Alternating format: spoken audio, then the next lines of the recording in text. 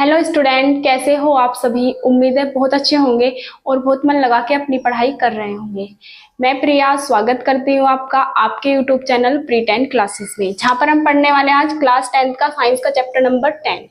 इससे पहले मैंने आपको इसका 9वां चैप्टर करा दिया है, मतलब फिजिक्स का दूसरा चैप्टर है ये। चैप्टर का नाम है मानव नेत्र तथा रंग बिरंगा संसार और आज ये इसकी पार्ट नंबर 2 दूसरी वीडियो है। कल ही ये चैप्टर हमारा स्टार्ट हुआ है। अगर आपने इसका पार्ट 1 नहीं देखा है तो प्लीज उसे जरूर देख लीजिए। तो हमने कल वाली जो क्लास है उसमें पढ़ा था मानव नेत्र क्या होता है और मानव नेत्र के भाग कौन से होते हैं, तो उनमें हम पढ़ चुके हैं। तो उससे आगे आ जाता है मानव नेत्र का निकट बिंदु कहाँ पे होता है और मानव नेत्र का दूर बिंदु कहाँ पे होता है। निकट बिंदु दूर बिंदु क्या होता है इसे समझिए। देखो, निकट बिंदु ये होता है कि हम वस्तु को कितनी न्यूनतम दूरी बताओ वो ऐसी जहां पे हम वस्तु को रखते हैं और हम उसे स्पष्ट रूप से देख पाए बिना किसी तनाव के, तो वह न्यूनतम दूरी तो होती है हमारी निकट बिंदु। ठीक है। दूरतम बिंदु का मतलब ये होता है कि हम कितनी दूर वस्तु को ले जाके रख दे और वहां से भी हम वस्तु को स्पष्ट रूप से देख सके, वो होता है हमारा दूर बिंदु। तो जो निकट बिंदु होता है, मतलब अगर तुम अब बिल्कुल आंखों के आगे सामान रख दो ये, तो क्या इसे स्पष्ट रूप से देख पाओगे? नहीं। अगर देख भी लोगे तो आपकी आंखों में तनाव होगा, सिर में दर्द होगा, इस टाइप से। तो बिना किसी तनाव के अगर हम निकटतम रखी वस्तु को देख सकते हैं उसे कहते हैं निकट बिंदु। अब जो निकट बिंदु होता है वो होता है 25 सेंटीमीटर। 25 सेंटीमीटर, 25 सेंटीमीटर लगभग इतना होता है। देखो 25 सेंटीमीटर कितना होता है, जो आपके पास स्केल होती है जिससे आप लाइन खींचते हो वो 15 सेंटीमीटर की आती है, उसमें 10 सेंटीमीटर और जोड़ देंगे तो 25 सेंटीमीटर लगभग इतना हो जाएगा। तो यहाँ पे रखी हुई वस्तु को हम स्पष्ट रूप से देख सकते हैं बिना किसी तनाव के। तो यही न्यूनतम दूरी होती है हमारी निकटतम बिंदु। तो हम इसमें लिखते हैं वह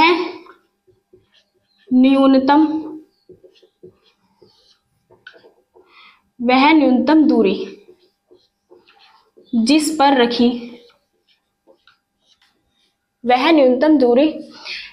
रखी वस्तु को मानव नेत्र बिना किसी तनाव के, मतलब कोई भी तनाव नहीं होना चाहिए, बिना किसी तनाव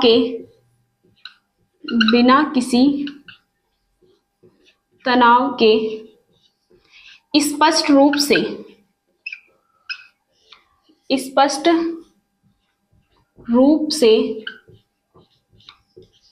देख सकते हैं।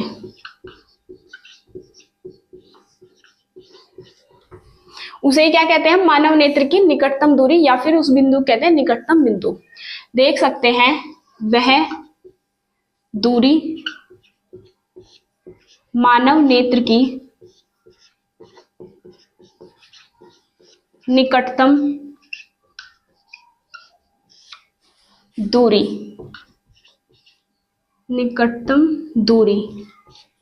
वह उस बिंदु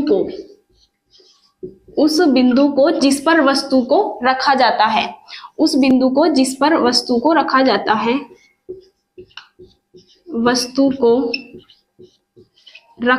है, मानव नेत्र का निकट बिंदु कहलाता है।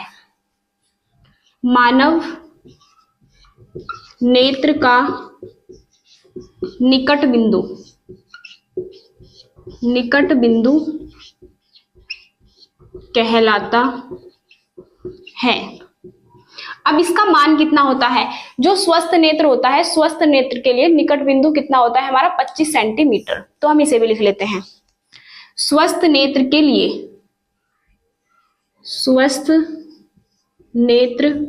के लिए निकट बिंदु का मान कितना होता है? 25 सेंटीमीटर। 25 सेंटीमीटर। कितनी बार एमसीक्यू में पूछा गया है कि मानव नेत्र का निकट बिंदु कहाँ पे होता है, तो कहाँ पे बताना है? 25 सेंटीमीटर पर। अब इसी तरह आता है दूरतम बिंदु। दूरतम बिंदु क्या है? दूरतम बिंदु हम कहेंगे मानव नेत्र से वह दूरतम बिंदु जहां पर रखी वस्तु को मानव नेत्र स्पष्ट रूप से देख सकता है, वही बिंदु हमारा क्या कहलाता है? दूर बिंदु। अब इसमें हम लिखते हैं वह दूरतम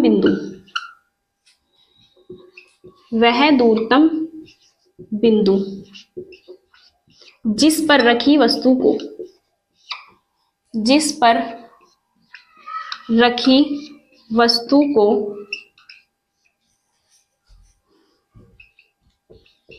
मानव नेत्र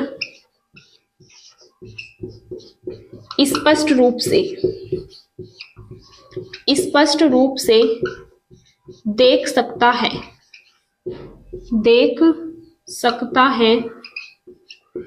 मानव नेत्र का दूरबिंदु कहलाता है। मानव नेत्र का दूरबिंदु कहलाता है। अब दूरबिंदु का मान कितना होता है? दूरबिंदु का मान होता है अनंत। अनंत पे रखी हुई वस्तु को भी हमारे नेत्र देख सकते हैं। हम आसमान को देख सकते हैं, आसमान तो बहुत दूर है, तो आसमान कहाँ है? अनंत पर। अगर आसमान भी फट जाए, उसके पीछे का भी हम देख सकते हैं, तो हमारी आंखों में इतनी शक्ति होती है। तो दूरतम बिंदु क्या होता है हमारा? अनंत।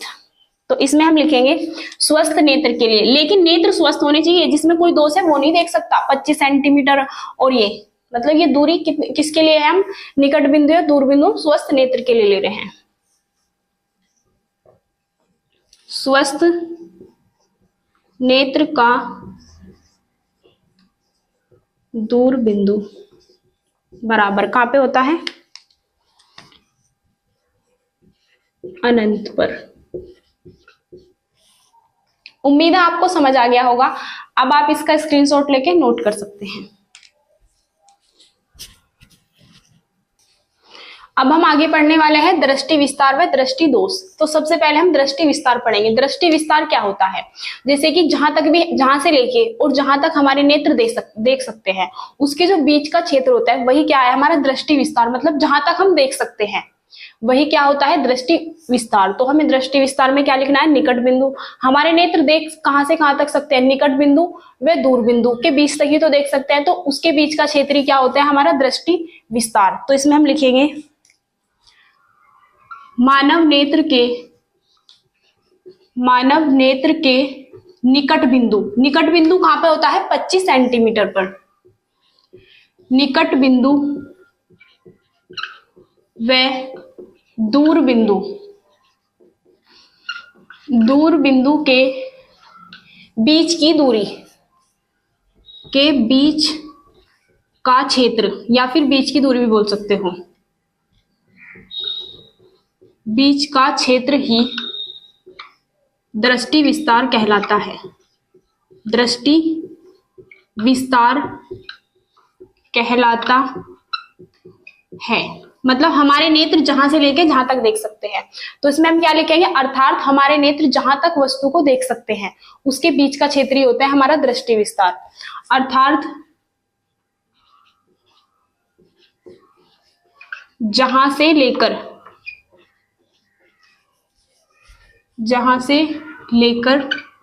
जहां तक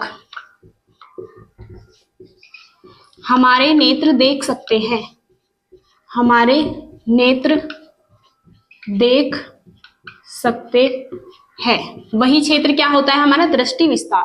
और इसका ये देख कहां से सकता है? तो जो स्वस्थ नेत्र होता है उसके लिए 25 सेंटीमीटर और अनंत के जो बीच का क्षेत्र है वही होता है दृष्टि विस्तार। तो इसमें हम लिखेंगे मानव नेत्र 25 सेंटीमीटर से लेकर अनंत। मानव नेत्र 25 सेंटीमीटर से लेकर अनंत तक का क्षेत्र। इसमें लिखना नेत्र 25 सेंटीमीटर से लेकर अनंत तक के क्षेत्र को ही दृष्टि क्षेत्र कहते हैं। को ही मानव नेत्र का, इसे यहां से हटा दो, 25 सेंटीमीटर से लेकर अनंत तक का क्षेत्र को ही मानव नेत्र का दृष्टि विस्तार कहते हैं। यहां तक ही देख सकता है, ये दृष्टि विस्तार कहते हैं। अब हम देखते हैं दृष्टि दोष। मोस्ट इंपोर्टेंट है। दृष्टि दोष क्या होता है? देखो, अगर तुम 25 सेंटीमीटर से लेके अनंत के बीच तक की सब वस्तु को स्पष्ट रूप से देख सकते हो, तो आपकी आंखों में कोई भी दोष नहीं है। तब वस्तु का प्रतिबिंब कहाँ पे बनता है आपकी आंख में? रेटिना पर। लेकिन अगर प्रतिबिंब रेटिना से पहले बनने लगे या फिर रेटिना के बाद, तो तब क्या होता है? नेत्र में होता है तब दृष्टि दोष। तो इसमें हम लिखेंगे कभी कभी कुछ मनुष्यों को होता है वही प्रतिबिंब रेटिना पे न बनकर या तो रेटिना से पहले बनता है या फिर रेटिना के बाद।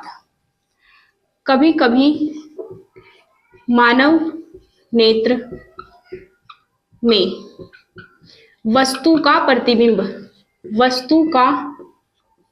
प्रतिबिंब रेटिना पर न बनकर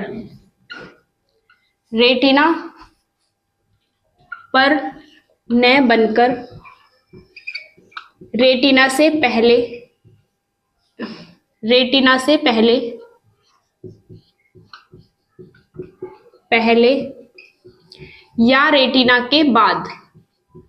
या रेटिना के बाद बनता है। रेटिना पर न बनकर या तो रेटिना से पहले बनता है, रेटिना से पहले या फिर रेटिना के बाद बनता है, इसे क्या कहते हैं? मानव नेत्र का दृष्टि दोष। या फिर हम लिखेंगे रेटिना के बाद बनता है जिससे वस्तु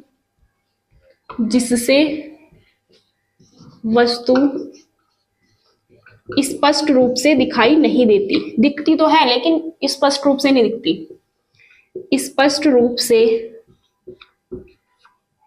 दिखाई नहीं देती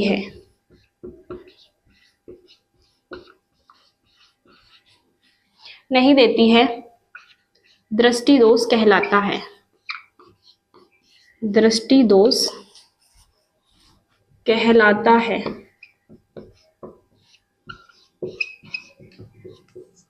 उम्मीद है आपको समझ आ गया होगा। अब आप इसका स्क्रीनशॉट लेके नोट कर सकते हैं।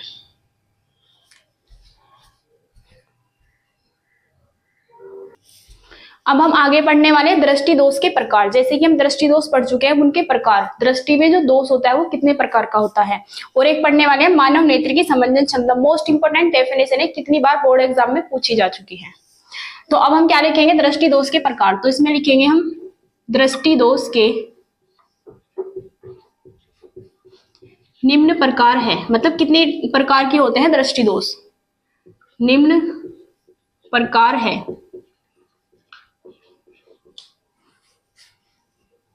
या दृष्टि दोष निम्न प्रकार के होते हैं। निम्न प्रकार के दृष्टि दोष निम्न प्रकार के होते हैं। नंबर फर्स्ट हम पढ़ेंगे निकट दृष्टि दोष। निकट दृष्टि दोष क्या होता है? दूर दृष्टि दोष क्या होता है? ये सब कुछ पढ़ाऊंगी, बहुत आसान, कल वाली क्लास में चलेगा वैसे तो। सबसे पहले हम पढ़ेंगे निकट दृष्टि दोष क्या होता है। निकट दृष्टि दोष। नंबर 2 पे हम पढ़ने वाले हैं दूर दृष्टि दोष। दूर दृष्टि दोष। नंबर 3 पे हम पढ़ेंगे जरा दृष्टि दोष भी बोलते हैं या फिर जरा दूर दृष्टिता भी बोलते हैं। जरा दूर दृष्टिता या फिर जरा दृष्टि दोष। जरा दृष्टि दोष, दोनों इसी के नाम हैं। नंबर 4 पे हम क्या पढ़ेंगे? अबिंदुकता। अबिंदुकता। नंबर 4 हो गया। नंबर 5 पर पढ़ेंगे हम वर्णांधता। वर्णांधता। नंबर 6 पे हम पढ़ेंगे वर्णांधता हो गई, और एक होता है मोतियाबिंब। मोतियाबिंब तो आपने सुना भी होगा, कहते हैं किसकी आंख में मोतियाबिंब हो गया तो उनके जो आंख की पुतली होते हैं धुंधली हो जाती है वो सामने से। मोतियाबिंब। मोतियाबिंब। तो इनमें से कुछ दोष का तो इलाज है चश्मा पहन के, जैसे कि ये दोष हमारे खत्म किए जा सकते हैं। लेकिन कुछ दोष ऐसे होते हैं जो ये वाला जो दोष होता है ना मोतियाबिंब, इसमें शल्य चिकित्सा होती है, मतलब ऑपरेशन द्वारा ठीक हो सकता है। और जो ये होता है हमारा वर्णांधता, ये तो क्या होता है अनुवांशिक बीमारी होती है, मतलब जिसकी फैमिली में होती है उसे ही, तो इसका कोई इलाज नहीं है। तो कुछ का तो इलाज है इनमें, कुछ का नहीं है। ये सब हम डिटेल में पढ़ाऊंगे आपको।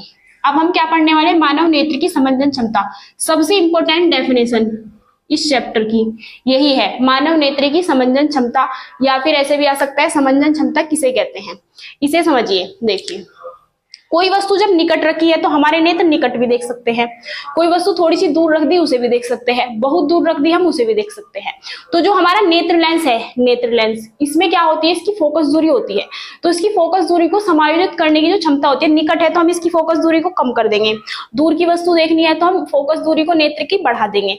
तो यही क्षमता होती है हमारी समंजन क्षमता नेत्र की।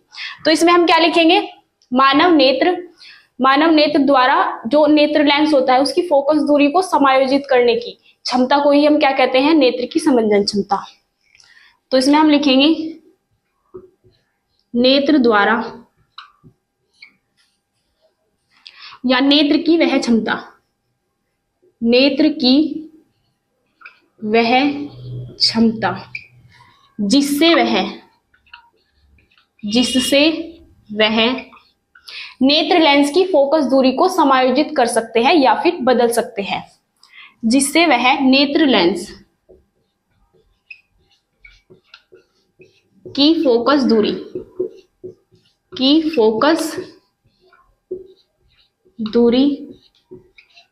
नेत्र की वह क्षमता जिससे वह नेत्र लेंस की फोकस दूरी को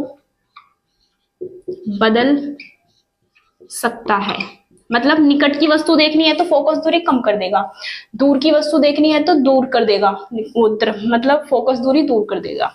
फोकस दूरी बदली जा सकती है, नेत्र की वह क्षमता जिससे वह नेत्र लेंस की फोकस दूरी को बदल सकता है, नेत्र की समंजन क्षमता कहलाती है। नेत्र की समंजन क्षमता कहलाती है, समंजन क्षमता कहलाती है। उम्मीद है आपको ये समझ आ गया होगा। अब आप इसका स्क्रीनशॉट लेके नोट कर सकते हैं।